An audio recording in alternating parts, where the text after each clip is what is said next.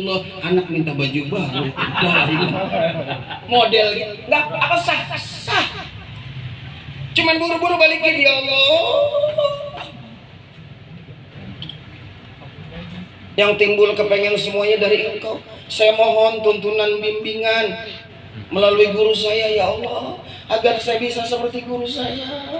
La ilaha illallah. Begitu ngejeritnya minta, karena kita lagi ingat kepada Allah, lagi kembali kepada Allah. Abah bilang kalau orang lagi narik hidup kan senapas-napas.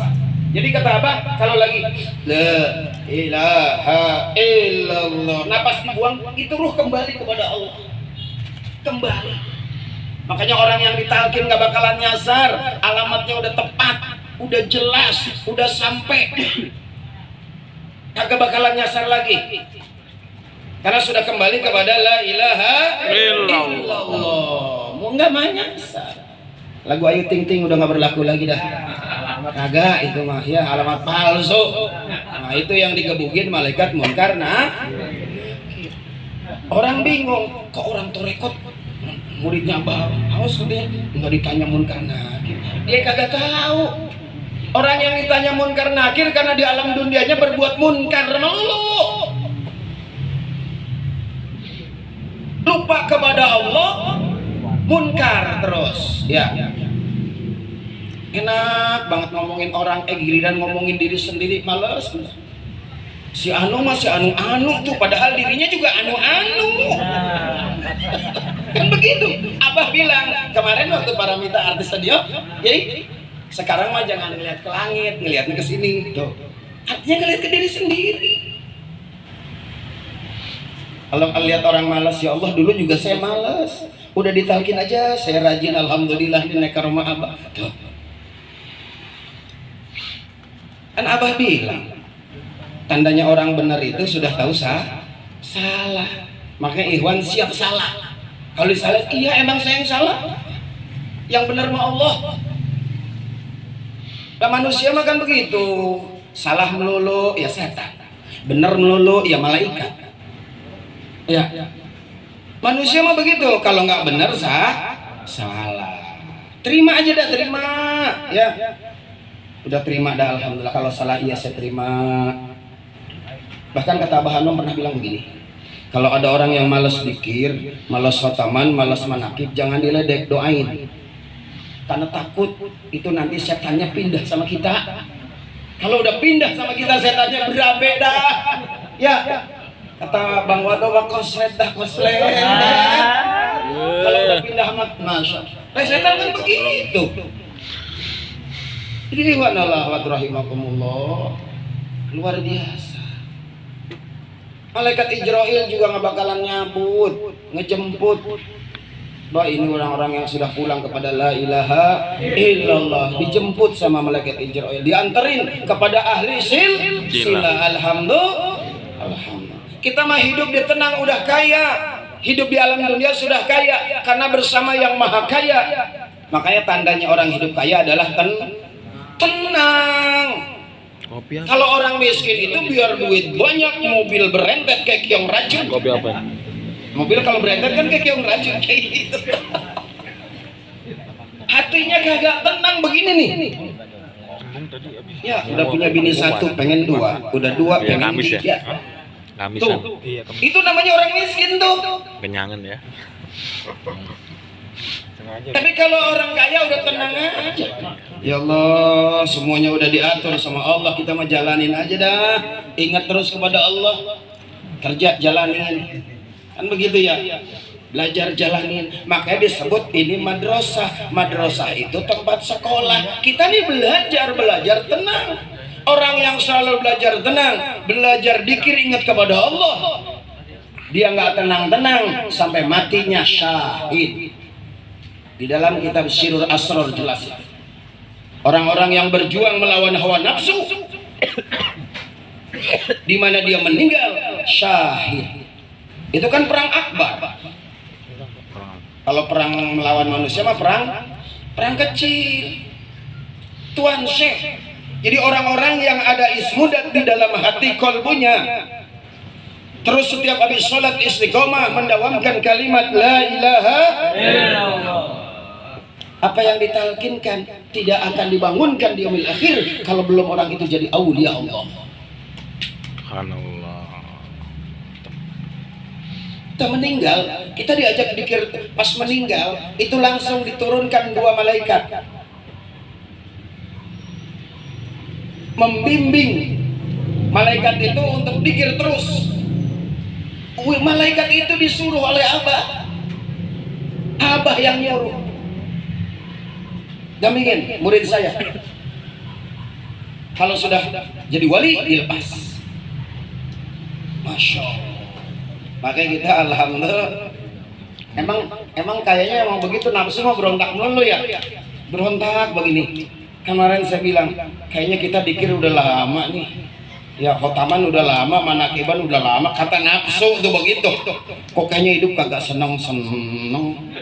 Masya Allah. Emang definisi hidup yang senang itu yang bagaimana sih? Ya, yang bagaimana hidup yang senang definisi itu? Masya Allah, luar biasa. Hidup definisi yang senang itu adalah yang tenang. Abah, kalau tidak ada zikrullah, jadi mursyid itu. Tahu saya jadi mursyid dah ya. Saya pernah cerita. Saya dulu kenal baik, kenal dekat dengan Pak Marzuki Usman, orang Jambi itu. 2 kali jadi menteri dia.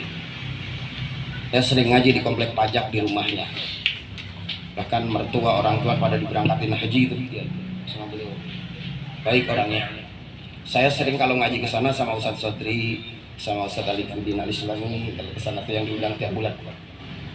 Saya tanya, Pak, enak nggak jadi menteri? Yang enak mah istri sama anak-anak. Saya mah capek jadi menteri. Habis semua udah berangkat ya. Jam 11 malam baru pulang. Gaji diambil istri, fasilitas diambil anak-anak. Ini di komplek pajak rumah fasilitas. Mobil juga tuh ya. Crown yang excellent yang baru itu fasilitas. Ada satu lagi Alphard, mobil fasilitas buat keluarga. Mobil pemerintah, bukan mobil saya. Oh begitu. Kalau dia pulang di bawah jam 11, dia bilang apa? Nggak kerja. Sama presiden ditandain ini menteri nggak bisa kerja. Itu baru menteri. Saya pernah. Ya. Ceritanya saya dijanji sama saya ke rumahnya nggak ketemu, sudah mudah mandir. Akhirnya dia ingat, dia telepon. Ya sudah, Kiai datang ke kantor aja. Pas saya datang ke kantor, memang dijaga. Saya bilang saya sudah ada janji. Oh iya, janji, coba nomor teleponnya dikasih. Oh iya betul ini. Silakan Mas. Diantar. Pas diantar, saya lihat di atas mejanya itu Allah. Yang ditandatangan itu banyak sekali Pak. Saya bilang Pak, ini harus diapain? Ditandatangan. Enggak dibaca? Enggak, karena udah ada tugas yang baca itu. Terus kalau salah, saya pecat itu yang baca. Presiden juga begitu. Main tanda tangan aja. Jadi yang baca itu tugasnya nggak main-main itu, kalau salah waduh begini itu taruhannya. Oh begitu, iya tanda tangan aja. Masya Allah. Terus ini kok nggak kelar-kelar? Ya habis baru tanda tangan 10, ada instruksi dari presiden. Tolong lihat lokasi yang di Kalimantan. Tolong lihat lokasi yang begitu. Acara itu jadwal padat. Saya bilang banyak dong duitnya, nggak megang duit. Semua memang sudah dianggarkan oleh pemerintah. Jadi mau apa, saya mau makan di sini dianggarin sama pemerintah, semua dianggarin sama pemerintah. Makanya kalau tidak siap-siap sering ngaji, dia bilang selesai jadi menteri stres. Karena anggarannya diambil pemerintah. Seperti itu. Jadi wanallah wa rahimakumullah, kita alhamdulillah. Makanya Allah Rabbi ayah durun, orang-orang itu mencari ini. Saya pernah ngobrol sampai jam 2 malam dengan Habib Idrus Jamulul Lail. Sekarang udah di Hudayat. Beliau bilang begini, ajengan, karena saya bilang saya dari Sunda, dia menyebutnya ajengan. Kalau sudah ketemu sama seorang guru yang sudah bisa menanamkan ismudat di dalam kolbu, gigit erat-erat, jangan dilepas. Itu guru sejati, beliau bilang, yang bisa menyelamatkan urusan dunia dan menyelamatkan urusan akhirat. Itu beliau bilang begitu. nggak lama putranya dari Yaman ngebel, abah nggak betah nih mbak di sini panas. Kalau kamu nggak betah di sana, yang mau nerusin abah siapa? Mendingan kamu mati aja di Hadral Maut. Lagi nuntut ilmu mati kan syahid. Dia bilang begitu. Nanti yang gantiin abah siapa di sini? Jadi jiwa ulama tuh seperti itu. Iwan Allah wa rahimakumullah. Kita ini dididik oleh abah begini supaya apa? Cita-cita abah mulia supaya pengen muridnya terus meneruskan perjuangan gurunya, supaya kita ini nanti menjadi penerus beliau. Masya Allah, harapan abah seperti itu. Jadi sekian juta murid pengerasa abah haus, pengerasa abah mengharap, memohon kepada Allah agar salah satu nanti jadi penerus beliau, terus menerus. Cuman kan hirqahnya bukan dari abah, dari Allah. Dari Allah diberikan ke abah. Makanya abah kemarin mengatakan sampai ke 44 ya, di kantong abah, artinya masih di Surialah ya. Alhamdulillah. Makanya saya senang ini ikhwan yang rajin manakib, masya Allah, tabarakallah. Hakikatnya mah lagi digiring sama abah, digiring sama abah sama. Kalau kita melihat Allah Rabbi ayah turun, makanya seringlah abah sering mengatakan sok menyelam. Kalau malam di rumah itu menyelam. Sekarang sudah dimudahkan, ya dimudahkan. Sholat malam bukan sholat pagi. Karena kan kalau udah jam 12 kan pagi. Sholat malam, pulang jam 10, jam 11 langsung. Saya kadang-kadang kalau nggak kuat, wudhu langsung, nih duduk aja gitu.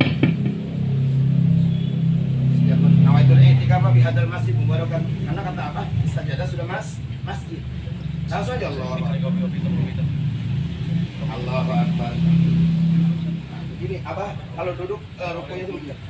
Ya Allah. Sujudnya begini. Allahu Akbar. Allahu Akbar begini.